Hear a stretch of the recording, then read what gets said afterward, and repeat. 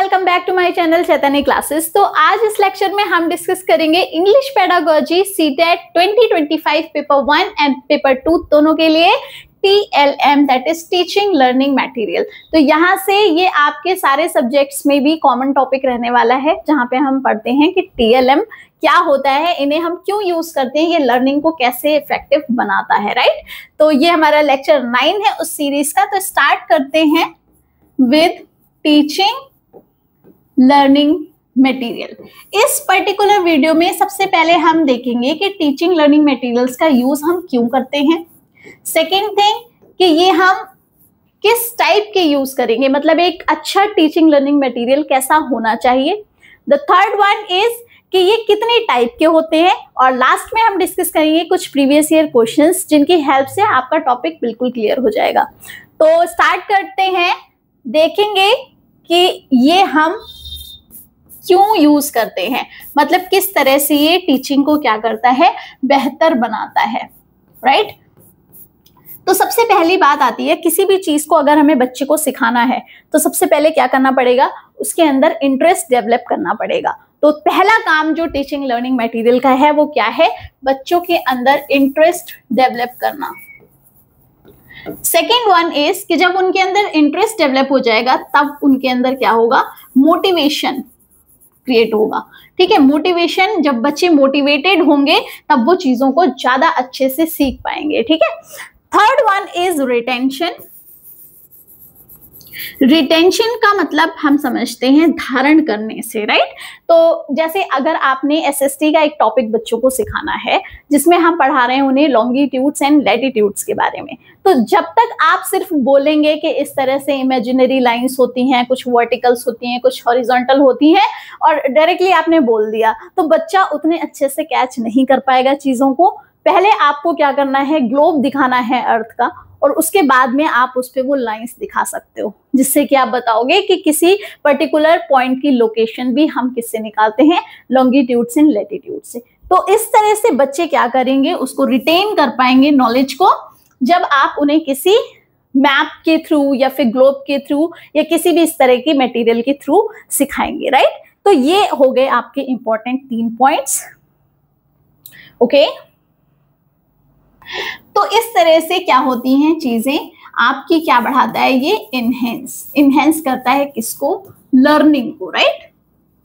और ये क्या देगा, वैरायटी ऑफ लर्निंग देगा, डिफरेंट तरीके से आप बच्चों को सिखा सकते हैं अधिगम में।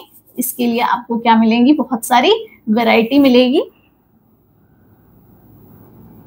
राइट। और ये क्या करेगा, ये सारे डोमेन्स कवर करता है बच्चे के अंदर। अब कौन कौन से डोमेन्स होते हैं जिनकी हम बात करते हैं, तो फर्स्ट जो आता है वो आता है आपका कौन सा, कॉग्निटिव, जिसे हम कहते हैं संज्ञानात्मक, राइट। संज्ञानात्मक स्तर पे वर्क करता है। दूसरा साइकोमोटर,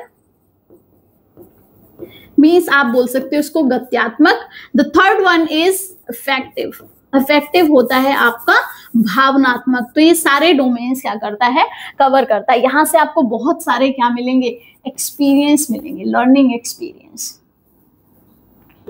राइट। तो ये चीजें होंगी जिसके लिए आप क्या यूज करते हो, TLM यूज करते हो बच्चे के अंदर ये चीजें डेवलप करने के लिए। अब हम बात करते हैं कि ये जो TLM होते हैं इनकी किस तरह के होने चाहिए। ठीक है, ये किस तरह के होने चाहिए उनको देखेंगे। तो सबसे पहली जो बात आती है वो क्या आती है कि ये बच्चे के लिए क्या होने चाहिए, एज एप्रोप्रिएट होने चाहिए। आपको ऐसी चीजें यूज करनी है जो बच्चे की एज के अकॉर्डिंग हो, राइट। जिस एज का बच्चा है आप उस तरह की टीचिंग लर्निंग मटेरियल यूज करेंगे। सेकेंड थिंग जो आती है वो क्या आती है कि ये लार्ज इनफ होने चाहिए, बड़े होने चाहिए, जिससे पूरी क्लास उसको इजीली देख पाए, है ना। और ये लाइट वेट होने चाहिए, बहुत ज्यादा हैवी नहीं होने चाहिए, है ना। और ये कैसे होने चाहिए, ये सिंपल होने चाहिए। आपको यहाँ पे किसी भी तरीके के कॉम्प्लेक्स मटेरियल को यूज नहीं करना है, क्योंकि इससे तो आपका टॉपिक और ज्यादा डिफिकल्ट हो जाएगा। हमें बच्चे को इजी वे में समझाना है, तो जो टीचिंग लर्निंग मटेरियल है वो भी हमें कैसे चाहिए, सिंपल चाहिए। ओके, अब बात करते हैं कि ये कैसे होने चाहिए, पोर्टेबल होने चाहिए, आप इसको इधर से उधर आराम से ले जा सकें, ये ऐसे होने चाहिए, है ना। और हम इसमें देखेंगे एक्यूरेट होने चाहिए, है ना। और कैसे होने चाहिए, अप टू डेट होने चाहिए। बहुत ज्यादा बाबा आदम के जमाने की चीजें नहीं यूज करनी है, क्योंकि आजकल के बच्चे उसमें इंटरेस्ट नहीं लेंगे, है ना। तो जो भी चीजें हैं वो हमें अप टू डेट रखनी है, अपडेटेड रखनी है। और ये कैसा होना चाहिए, मीनिंगफुल होना चाहिए, ये नहीं कुछ भी ऊट पटांग यूज कर दिया, है ना। मीनिंगफुल होना चाहिए, यूजफुल होना चाहिए, जिस पर्पस के लिए हम यूज कर रहे हैं उसके लिए ये क्या होना चाहिए, मीनिंगफुल एंड यूजफुल होना चाहिए। क्लियर है। तो ये पॉइंट्स हो गए आपके कौन से, attributes of teaching learning material, right. अब बात करते हैं कि ये कितने टाइप के होते हैं। तो इनको बेसिकली 3 कैटेगरीज में डिवाइड किया गया है। First is audio. ऑडियो चीजें हम समझते हैं हियरिंग से, राइट। ऑडियो मीन्स हियरिंग, है ना। और सेकेंड वन इज विजुअल, यहां से हम विजन की बात करते हैं, जो हम चीजें क्या करते हैं, देखते हैं। और ऑडियो विजुअल में आपका दोनों ही टाइप के आ गए, तो जो बेटर है इन सब में बेस्ट है वो ऑडियो विजुअल है, राइट। वैसे तो अगर आप उसको real life experience, field trips ये सब दे सकते हैं तो ये तो सबसे ही अच्छा है। बाकी अगर आप नहीं कर सकते ये चीजें अरेंज, तब उस केस में आपके लिए ऑडियो विजुअल बेस्ट रहने वाला है। ओके, तो अब बात करते हैं किसकी, ऑडियो में। तो ये 3 आपके लिखे हुए हैं मैंने। First is radio, tapes and disc. इनकी हेल्प से हम क्या करेंगे, सुनेंगे एंड सेकेंड लैंग्वेज सीख पाएंगे। आपने लैंग्वेज लैब का नाम भी सुना होगा, वहां पे क्या होता है, बच्चों के लिए हेडफोन्स होते हैं और उनको यूज करके ना बच्चा सुनता है। और आपको पता है स्पीकिंग के लिए सबसे पहला स्टेप जो आता है वो लिसनिंग आता है, जो भी हमारी LSRW है ना। तो इसमें स्पीकिंग स्किल आपकी तब डेवलप होगी जब आप लिसनिंग मतलब चीजों को सुनेंगे, राइट। इसी तरह से बच्चा फर्स्ट लैंग्वेज भी क्या करता है, मतलब अपनी मदर टंग या फिर नेटिव लैंग्वेज एक्वायर करता है ना। तो इसलिए लिसनिंग बहुत इंपॉर्टेंट है। तो यहाँ से ये चीजें हो जाती हैं। और आप लैंग्वेज लैब ये भी कर सकते हो, क्योंकि यहाँ पे भी आप क्या कर रहे हो, हेडफोन्स की हेल्प से, हेडफोन्स की हेल्प से चीजों को सुन रहे हो, राइट। तो ये हो गया आपका। अब बात करते हैं किसकी, ऑडियो विजुअल की। तो इसमें कंप्यूटर हो गया, टेलीविजन, जिसमें आपको क्या हो रहा है, सामने आपकी स्क्रीन भी है, आप उसमें मूविंग पिक्चर्स देख रहे हैं, साथ ही साथ आप क्या सुन रहे हैं, उसकी ऑडियो भी सुन रहे हैं। तो ये दोनों इसमें आ गया आपका। The third one is visual. तो यहाँ पे 2 टाइप के बताए गए हैं, एक प्रोजेक्टेड और एक नॉन प्रोजेक्टेड। पहले नॉन प्रोजेक्टेड डिस्कस करेंगे। इसमें आपके एक तो हो गए 2 डायमेंशंस और दूसरे हो गए आपके 3 डायमेंशंस। 2 डायमेंशंस में जैसे टीचर अगर ब्लैक बोर्ड पे पढ़ा रहा है, जैसे मैं यहाँ पे अभी पढ़ा रही हूँ, तो ये आपका हो गया 2D फिगर, राइट, जिसमें 2 ही आपकी क्या है, डायमेंशंस हैं। तो ब्लैक बोर्ड हो गया, चार्ट हो गया, मैप्स हो गए, ग्राफ्स हो गए, कार्टून्स हो गए, ये सारे किस में आएंगे, 2D में, राइट। अब बात करते हैं 3D। तो इसमें आपके मॉडल्स हो गए किसी भी तरीके के, ग्लोब हो गया जैसे मैंने अभी बताया था, फिर आपका होलोग्राम, ये भी एक 3D फिगर ही होता है, ठीक। आपने देखा होगा कई बार किसी चीज के रैपर पे आपको एक इस तरह से इमेज दिख रही होती है कि लाइट पड़ने पे वो थोड़ी उभर के आती है, राइट, तो वो होलोग्राम होता है। फिर है आपका डायरामा, और ये चीज भी आपकी 3D उसमें आ गई, आपको म्यूजियम वगैरह में दिखने को मिलेंगी, ठीक है। यहाँ पे भी क्या होती है, कुछ इस तरीके की 3D पिक्चर्स या वो क्रिएट करते हैं, जिससे वो कोई भी रियल या इमेजिनरी चीज जो होती है वो आपको क्या एक्सप्लेन करी जाती है, right, with the help of diagram. Then आता है आपका पपेट। तो ये चीजें सारी आ गई आपके 3D project, non projected visual में, ठीक है। अब बात करेंगे प्रोजेक्टेड एड्स क्या है। तो इसमें सबसे पहला आपका आता है OHP। इसकी फुल फॉर्म में यहाँ पे लिख रही हूं, ये होता है ओवर हेड प्रोजेक्टर, है ना। प्रोजेक्टर का क्या मतलब होता है कि अगर आप किसी लाइट सोर्स की हेल्प से क्या कर रहे हो, स्क्रीन पे या वॉल पे क्या कर रहे हो, इमेजेस क्रिएट कर रहे हो, तो वो प्रोजेक्टर में आते हैं आपके, ठीक है। इसका एक एग्जांपल है एपिडायस्कोप। इंपॉर्टेंट है, ये आता है आपका कि ये वाला जो एपिडायस्कोप है ये कौन से वाले टीचिंग एड में आएगा, तब आप कहोगे कि विजुअल के किस में, प्रोजेक्टेड में, राइट। अब आता है आपका स्लाइड या फिल्म स्ट्रिप्स, ये भी वैसे ही होती हैं। और आपका हो गया मैजिक लैंटर्न। तो ये मैजिक लैंटर्न ना बहुत पहले यूज होती थी, 18-19 सेंचुरी में हम इसको यूज करते थे स्टोरी टेलिंग में, जिससे कि आपको स्पेशल इफेक्ट मिले, है ना। आजकल तो फिल्म वगैरह जो होती हैं उनको भी प्रोजेक्ट किया जाता है, बट ये पहले के टाइम पे आपकी यूज होती थी, राइट। तो ये चीजें हो गई आपकी टाइप्स ऑफ टीएलएम में। ये अगर आपने ठीक से समझा है तो ये सारे सब्जेक्ट्स में आपको हेल्प करने वाला है, इसलिए फटाफट आप इसका स्क्रीनशॉट ले लीजिए। अब डिस्कस करेंगे हम कुछ प्रीवियस ईयर क्वेश्चंस। ओके, तो यहां पे हमारे कुछ क्वेश्चंस, यस, इनको करेंगे। Which of the following would be the most effective tool to teach vocabulary and spelling to grade 3rd, मतलब 3rd स्टैंडर्ड में बच्चे हैं तो उनके लिए हमें कौन सा यूज करना है, राइट। तो पहला आ गया आपका कौन सा, पॉडकास्ट। तो यहाँ पे ये तो आपको पता है कि पॉडकास्ट में क्या होता है कि आपकी इंटरव्यू टाइप का जो रहता है, रिकॉर्डिंग्स होती हैं वो इंक्लूड रहती है। Writing templates, picture dictionary and bilingual text, मतलब जो दो भाषी होते हैं, राइट। तो यहाँ पे सबसे इंपॉर्टेंट क्या है, क्योंकि 3rd स्टैंडर्ड का बच्चा है तो वो चीजों को कैसे अच्छे से समझेगा जब पिक्चर्स के साथ में चीजें होंगी, राइट। तो यहाँ पे 3rd ऑप्शन हो गया आपका correct. Second one is authentic material refers to. तो यहाँ पे जो ऑप्शंस हैं आपके, पहले मैं आपको बता देती हूँ कि ऑथेंटिक मटेरियल होते क्या है। ये टेक्स्ट बुक या फिर कोई भी आपका स्टडी मटेरियल होता है, उसके अलावा जो आप मटेरियल यूज करते हैं बच्चे को किसी पर्टिकुलर कॉन्टेक्स्ट में सिखाने के लिए, उनको हम बोलते हैं authentic material.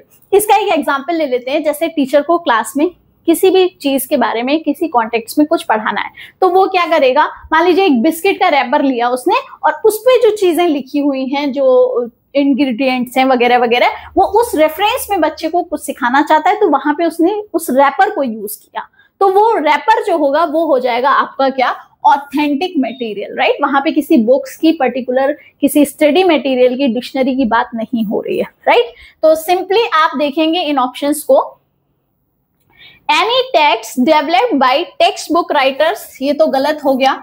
Any text, audio, video or object development or written in contrived natural language and context.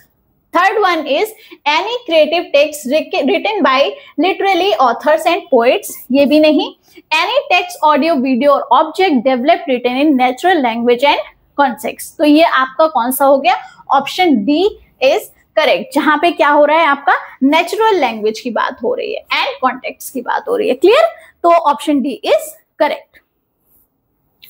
Third one is a teacher brought utensils and toys, मतलब कुछ बर्तन और कुछ खिलौने वो अपने घर से ला रही है from home to teach vocabulary in contextual use, what are these materials known as. तो जब हम किसी रियल ऑब्जेक्ट्स का यूज करते हैं टीचिंग लर्निंग मटेरियल को बना के, तब हम उसे कहेंगे कि वो क्या है, रियलिया है, ठीक है। ये होते हैं आपके रियल ऑब्जेक्ट्स जिन्हें हम यूज करते हैं as a teaching learning material, right. तो B option is correct.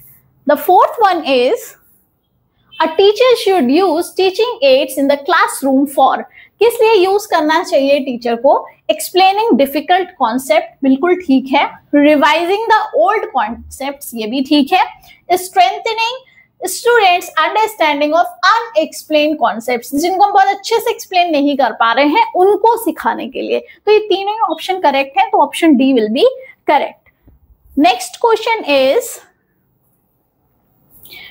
while selecting the teaching learning material a teacher should take care of which of the following। तो सबसे ज्यादा जो उसको ध्यान रखना चाहिए वो किस बात पे रखना चाहिए, तो वो हो गया आपका प्राइस। नहीं, देखिए ज्यादा एक्सपेंसिव तो नहीं होने चाहिए, ये तो बात ठीक है कि बहुत ज्यादा एक्सपेंसिव मटेरियल हमें नहीं यूज करना है, बट यहाँ पे जो सबसे परफेक्ट पॉइंट है वो कौन सा है, प्रैक्टिकलिटी, मतलब उसकी उपयोगिता क्या है, वो कितना यूजफुल है, वो कितना क्या है, मीनिंगफुल है।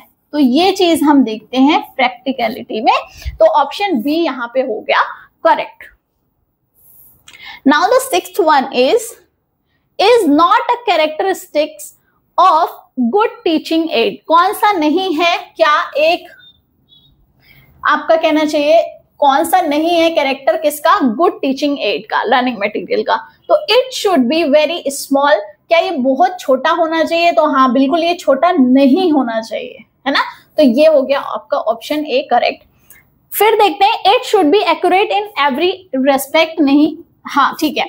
तो यहाँ पे क्या है कि ये हर चीज में, हर एस्पेक्ट में कैसा होना चाहिए? एक्यूरेट होना चाहिए, तो बिल्कुल होना चाहिए। It should be easily portable, ये भी होना चाहिए, मैं आपको बता चुकी हूँ। It should be up to date, तो ये अप टू डेट भी होना चाहिए। कौन सा नहीं होना चाहिए? बहुत छोटा नहीं होना चाहिए। कैसा होना चाहिए? लार्ज इनफ होना चाहिए, इतना लार्ज कि बच्चों को इजिली दिख सके चीजें प्रॉपरली, है ना। तो यहाँ पे नॉट लगा है, इसलिए हम निगेटिव पॉइंट उठाएंगे। The seventh one is what is the need for teaching learning material in the teaching learning process? क्या जरूरत है हमें किसकी? टीचिंग लर्निंग मटेरियल की हमारी टीचिंग लर्निंग प्रोसेस में। तो first is learning of new concepts becomes easier, जो नए कॉन्सेप्ट हैं वो इजी हो जाते हैं। They are needed for effective self learning, तो सेल्फ लर्निंग की तो बात नहीं हो रही यहाँ पे। In multi-grade and multi-level situations, they provide vital help to teachers for effective management of the classes. तो ये भी ठीक है। तो आप कह सकते हैं कि यहाँ पे जो ऑप्शन आ रहा है आपका, ये आ रहा है फर्स्ट एंड थर्ड, राइट। तो option D will be correct. Okay, yes. Which of the following is not an audio-visual aid used by a teacher in classroom for teaching learning process? तो आपका यहाँ पे जो ऑप्शन आएगा वो आप देखिए, ये कह रहा है कौन सा ऑडियो विजुअल एड नहीं है जो टीचर यूज कर रहा है। तो ऑडियो विजुअल में आपका टेलीविजन आ गया, फिल्म्स आ गया, कंप्यूटर असिस्टेड इंस्ट्रक्शन आ गया, लेकिन ग्राफ्स नहीं आया। ठीक है, ग्राफ्स आपका क्या नहीं था? ये आपका ऑडियो विजुअल नहीं है, ये सिर्फ क्या है? ये सिर्फ है विजुअल। यहां से कोई आपको आवाजें सुनाई नहीं देंगी, है ना। तो ये हो गया आपका ऑप्शन डी, क्योंकि उन्होंने पूछा है नॉट वाला option. Clear? Okay, the selection of teaching add depends largely on the, तो ये कह रहे हैं कि सबसे पहले जो हमें टीचिंग एड सिलेक्ट करना है वो सबसे पहले लार्जली किस पे डिपेंड करता है? तो वो देखेंगे एज ऑफ स्टूडेंट्स, वैसे तो ठीक बात है। इंटरेस्ट ऑफ स्टूडेंट, ये भी ठीक है। Age and motivation of student, बिल्कुल ठीक है। लेकिन लार्जली वर्ड दिखा रहा है कि जिस चीज की बेहतर, मतलब जो सबसे पहले हमें सोचनी है, राइट। तो वो है क्या? Educational level and age of students. आप किस एज के स्टूडेंट को पढ़ा रहे हैं, उसकी एजुकेशनल लेवल क्या है, उसको देख के हमें सेलेक्ट करना है किसको? टीचिंग एड को। बाद में हम इंटरेस्ट एंड मोटिवेशन पे जाएंगे। क्लियर? तो option D will correct. Yes, most effective teaching add is, सबसे जो इफेक्टिव टीचिंग एड है वो क्या है? तो नॉन प्रोजेक्टेड हो गया, प्रोजेक्टेड हो गया, बट सबसे पहले पूछा इसने क्या? मोस्ट। तो डायरेक्ट एक्सपीरियंस, मैंने आपको बताया था, कोई भी आप फील्ड ट्रिप पे ले जा रहे हैं, आप म्यूजियम ले जा रहे हैं बच्चों को, तो ये चीजें हो गई डायरेक्ट एक्सपीरियंस। ये सबसे ज्यादा इफेक्टिव रहता है किसी भी टीचिंग लर्निंग प्रोसेस में। क्लियर? तो option B will be correct.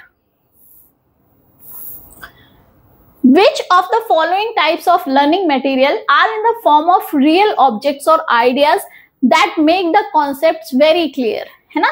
तो आपके कॉन्सेप्ट को बहुत ज्यादा क्लियर बनाते हैं कौन से? तो आ गया आपका कौन सा?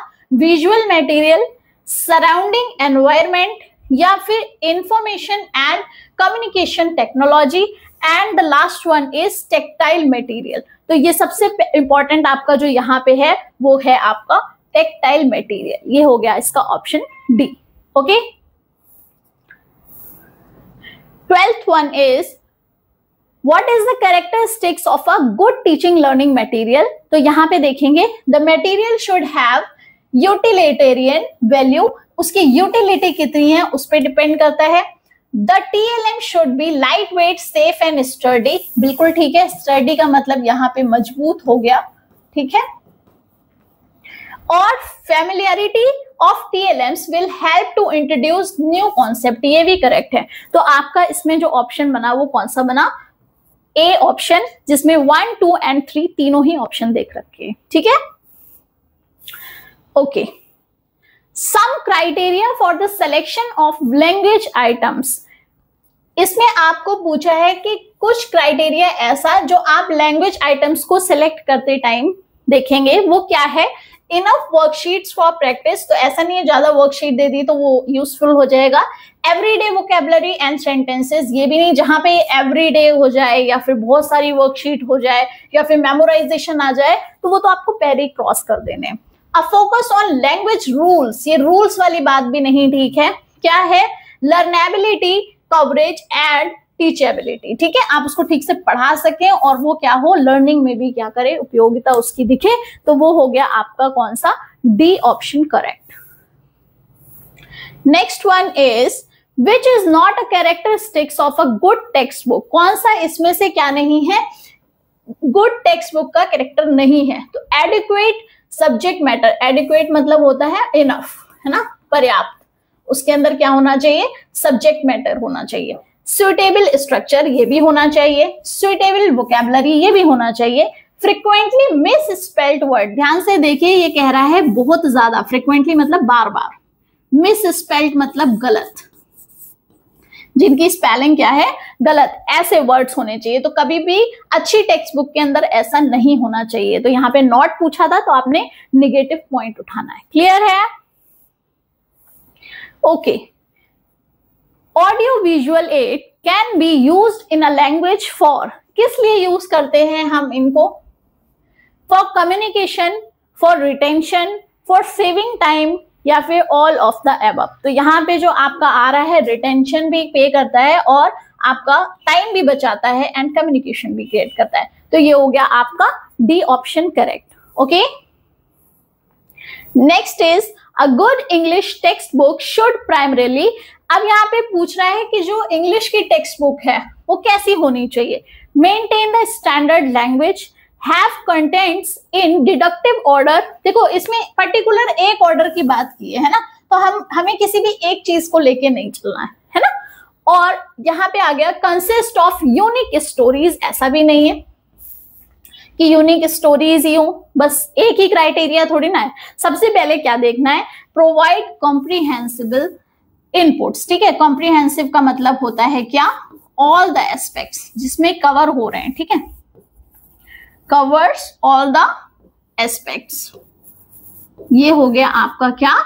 जो आपकी अच्छी एक इंग्लिश की बुक है उसका सबसे पहला जो क्राइटेरिया है वो क्या होना चाहिए? कि वो सारे ही एस्पेक्ट को कवर कर रहा हुआ होना चाहिए, है ना। ये सारे ऑप्शन आपके रॉन्ग है। Clear? There are teaching aids which are centered around certain skills such as reading, listening and pronunciation, etc. Such teaching aids are called as, ये क्या कहलाते हैं?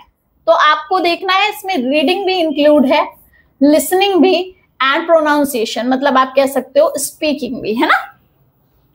तो देखते हैं इनको, skill based teaching aids, audio lingual teaching aids, general knowledge teaching aids या फिर साइंटिफिक टीचिंग एड। अब देखो यहाँ पे क्योंकि ये स्किल्स सारी आ रही हैं तो आपको ऑप्शन ए हो गया करेक्ट। क्लियर है? Yes. A teacher of class 7th asked her learners to bring at least 2 or 3 objects from home and she asked them to exchange the objects among themselves। मतलब वो क्या कहना चाह रही है कि अपने घर से दो तीन चीजें लेके आओ और फिर आपस में क्या कर लो, उसको एक्सचेंज कर लो, है ना। She now asked them to describe the objects in their hands at least 10 sentences। मतलब आपने चीजें भी बदलवा दी और उसके बाद में दूसरे बच्चों की जो चीजें बच्चों के हाथ में आ गई, आप कह रहे हैं कि आप उस पे 10 क्या करो, 10 लाइंस बोल के दिखाओ, 10 सेंटेंसेस बना के दिखाओ, right. What are the objects known as in language teaching learning material? तो इन ऑब्जेक्ट्स को हम क्या कहेंगे टीचिंग लर्निंग मटेरियल में, राइट। तो आपको पता है जो चीजें बच्चे घर से लाए हैं वो रियल ऑब्जेक्ट हैं, तो उसको हम क्या बोलते हैं? रीलिया बोलते हैं। क्लियर है? आई होप यहां से आपको सारा टॉपिक क्लियर हो रहा होगा। Then 19th question is which of the following is a disadvantage of language laboratory? क्या इसकी डिसएडवांटेज है आपको देखना है। लैंग्वेज लेबोरेटरी का मतलब क्या था कि जहां पे हम क्या कर रहे थे, सुन रहे थे, हमारा क्या चीज डेवलप हो रही थी, लिसनिंग, है ना। तो देखते हैं इसमें, students detect errors themselves, learning at own pace, less scope of reading and writing skills, active listener and speaker। ध्यान से देखिए, यहाँ पे लिसनिंग तो हो रही है, उसके अलावा रीडिंग एंड राइटिंग को क्या मिल रहा है, लेस स्कोप मिल रहा है। तो option C will be correct, है ना। लैंग्वेज लेबोरेटरी मैंने आपको बताया था क्या होती है कि इसमें आपको हेडफोन्स दिए जाते हैं और बच्चे सुनते हैं, है ना। तो यहाँ पे रीडिंग एंड राइटिंग स्किल्स क्या हो जाएगी, उसका स्कोप कम हो जाएगा, है ना। तो ऑप्शन हो गया C. Okay, teaching learning material should be used by teachers as it. क्यों यूज करना चाहिए टीचर्स को, क्योंकि motivates learners to further prepare such material at home. ऐसा नहीं है कि उनको वही मटेरियल दोबारा से प्रिपेयर करना है। Supplements teaching learning process, prepare students mentally to sit in the class. ये तो बिल्कुल गलत है ना। इज नॉट वेरी एक्सपेंसिव, ये भी गलत है। हमें क्यों यूज करना चाहिए, सिर्फ इसलिए थोड़ी यूज करना चाहिए कि ये सस्ता है, ये एक्सपेंसिव नहीं है, इसमें ज्यादा पैसे नहीं लग रहे, इसलिए नहीं यूज करना चाहिए। किस लिए यूज करना चाहिए, क्योंकि ये एक सप्लीमेंट है, किसमें, टीचिंग लर्निंग प्रोसेस में। जो हम बच्चों को प्रॉपरली नहीं पढ़ा पा रहे हैं उसमें टीचिंग लर्निंग मटेरियल बहुत हेल्प कर देते हैं। क्लियर है। तो यहां से आपका ऑप्शन हो गया B correct. Now which is not a teaching aid, ये कह रहे हैं कि कौन सा एक टीचिंग एड नहीं है।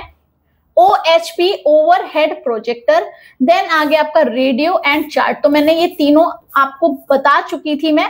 बात आती है किसकी, रिले, इसको हम टीचिंग एड में नहीं लेते, है ना। इसीलिए जहां पे मैंने आपको इसका क्लासिफिकेशन बताया था, ऑडियो, ऑडियो विजुअल, है ना, और विजुअल, तो ये सारे में हमने ये सारी चीजें देखी थी, इसको नहीं देखा था। तो रिलिया क्या होते हैं, ये रियल ऑब्जेक्ट्स होते हैं जिनकी हेल्प से टीचर क्या करता है, बच्चों को सिखाता है। क्लियर है। Yes, which one of the following is projected aid, कौन सा है जो प्रोजेक्टेड एड है। तो ध्यान से देखेंगे, ग्राफ प्रोजेक्टेड नहीं है। बुलेटिन बोर्ड, ये भी एक इंफॉर्मेशन जिसपे हम लिखते हैं बच्चों के लिए, आपने देखा होगा बोर्ड्स पे लगे होते हैं, उसी को हम बुलेटिन बोर्ड्स कहते हैं। यहाँ पे इंफॉर्मेशंस दी जाती हैं बच्चों को स्कूल की एक्टिविटीज से रिलेटेड या कुछ भी। और हो गया आपका चार्ट, तो ये भी प्रोजेक्टेड नहीं है। कौन सा है, एपिडाइस्कोप, है ना, ओवरहेड प्रोजेक्टर। क्लियर। ओके, तो यहां से आज हमने कवर किए हैं 22 क्वेश्चंस, है ना। ये बहुत यूजफुल रहने वाले हैं। इससे आपको सिर्फ ना इंग्लिश में बल्कि सारे सब्जेक्ट्स में बहुत हेल्प मिलेगी। तो यहां से अब आपको करनी है practice.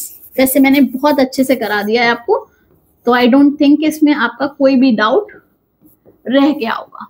Okay, thank you so much, keep learning, keep watching.